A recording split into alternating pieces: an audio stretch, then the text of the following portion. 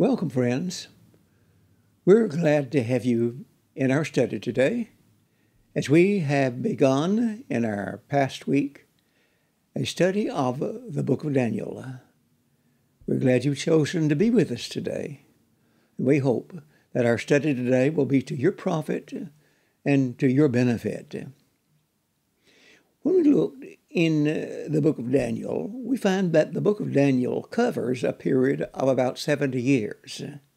It begins with the exile of Daniel, and then 70 years later, when he prays the prayer for the fulfillment of God's promise through Jeremiah, that after 70 years, Judah would be allowed to go back to its land again. It is something that it gives prophecies that would extend over the next 700 to 800 years. And the prophecies that are contained in Daniel are those things that even today affect us and affect us in an eternal way. When we look in the year 606 BC, Nebuchadnezzar, king of Babylon, came against the city of Jerusalem and took into captivity the first individuals that were to go into exile. These were ones that were of the royal family, but nobility. These individuals, as they went into captivity, were ones that would be there for 70 years. We find that for the Jews and those that were being threatened by exile and those that were actually involved in exile, they regarded the exile as that was a calamity as far as the people were concerned and the nation. In reality, the exile into Babylon was the means by those that were exiled, were the ones that preserved the Jewish nation, its seed, and preserved not only the Jewish nation, but the religion of the Jews. Now, the people did not view that, as we've noted already. Jeremiah was a prophet somewhat older than Daniel, and he had prophesied to his people in Judah. And he was despised. He was despised because the message that he gave to the individuals was, don't resist, be submissive, and that doing that way, you will perhaps be able to keep your city from being utterly destroyed. But they did not, and they hated Daniel, and they hated his message. A few years after Daniel and his company were exiled into the land of Babylon, Nebuchadnezzar came again.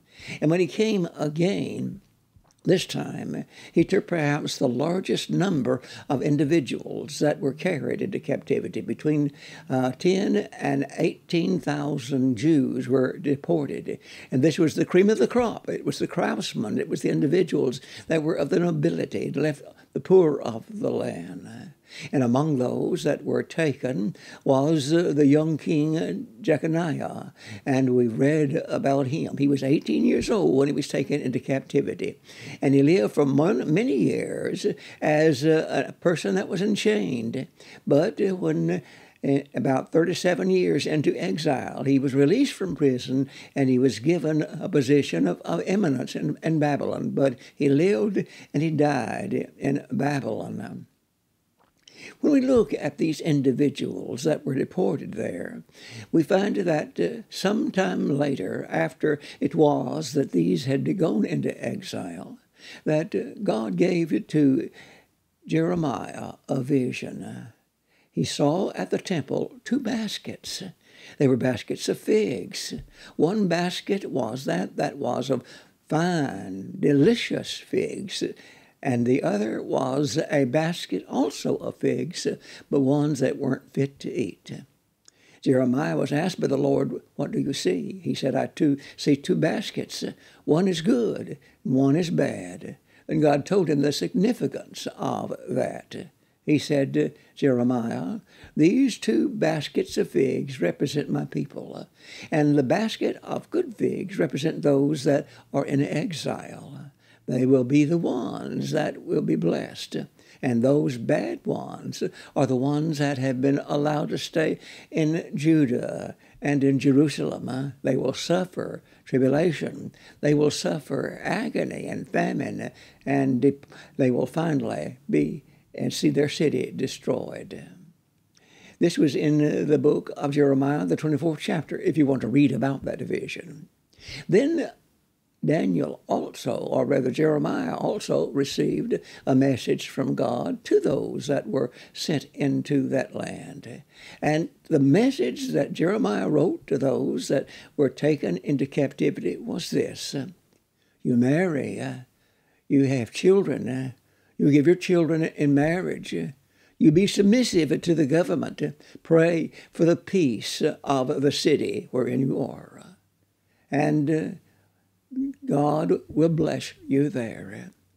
It was along with this that God wrote these words that are so often quoted. I know the thoughts that I have of you, saith Jehovah, thoughts of peace and not of evil. And it was to these same people that the Lord wrote and said, and ye shall seek for me, and ye shall find me, when ye shall search for me with all your heart. Daniel was in the first group that was taken, but he did obey the instructions that God had given to the Jews that were in exile. He was submissive. He was one that prayed for the peace of the people. And as the events transpired, we find that Daniel prospered in that land. Remember, he was just a youth when he was carried into captivity, 14 or 15 or perhaps 16 years old. And there came a time in his life in which that the king of Babylon desired to do something. He wanted to take those that were ones that could be taught, their minds were pliable, and they would receive ready the message. And so he said to his captain and the prince of his eunuchs, pick out the youth that are from Judah. Pick out ones that are good looking, the ones that are very intelligent, quick to learn. I want them to work and to study in a 3-year period of study. And these individuals are to be fed the finest fare that is going to be available to them. These are individuals that at the end of 3 years, they'll stand before me and they will work for the government. When we look at this, Daniel and his 3 companions, Shadrach, Meshach, Abednego, were chosen among those Jews that were to involve themselves in this 3-year period.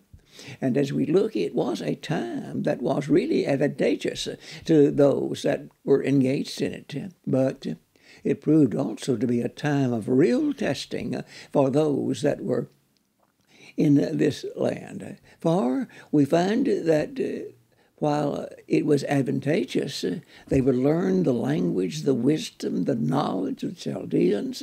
They would be highly educated and thus be able to rise to high positions in the Babylonian government. There was a problem. And the problem was they would be fed with the food that the king ate, his dainties and his wines. And those were some things that would be that was contrary to the law that Daniel and his fellow companions were involved in and obedient to. And so what would they do? What was the choice that these young men would have? They weren't able to resist the government. They were told not to do that. But what could they do? Well, Daniel went to him who was the prince of the eunuchs. He said, we have a problem. And that problem is the food. Let us eat the fare that we eat, pulse, seeds, roots, vegetables. Let us eat that instead of the fare that the king has appointed for us to eat. But the prince of the eunuchs was fearful. He knew the nature and the disposition of Nebuchadnezzar. And he felt that Daniel and his companions were ones that were looking worse than the others that were in the same program. His head would be in jeopardy, and so he just did nothing. And after an interval, Daniel appeared and appealed to the steward that the prince had appointed over them. He told them the problem, and the Stuart also was concerned about how it would be as far as Nebuchadnezzar was concerned if they didn't advance in health just like the others that were in the same program. And so Daniel proposed a test. He said, let us eat our food for 10 days. And at the end of 10 days, well then, come look at us, compare us with others that are in the same program, and see how we fare. And the steward was agreeable to that. And so Daniel, Shadrach, Meshach, Abednego were allowed to eat the pulse, not the things that the other of the youth that were engaged in. And at the end of 10 days, the steward came and he looked at them. And the scripture declares that they appeared healthier, more robust than the others did. And so they were allowed then to continue permanently in the food that they were accustomed to. And so it was that Daniel and his companions had passed the test. They had been tested, and they had passed the test. Now, in our next session, a week from today, we're going to examine Nebuchadnezzar dreams a dream. You'll be interested in this. It's something that affects even you today. So we encourage you to tune us in a week from today and listen. And don't forget that on Friday we have our journeys through the book of Acts, and we'd be so happy for you to join us then. Now may the God of grace and the God of glory bless you and keep you this day is our earnest concern in prayer.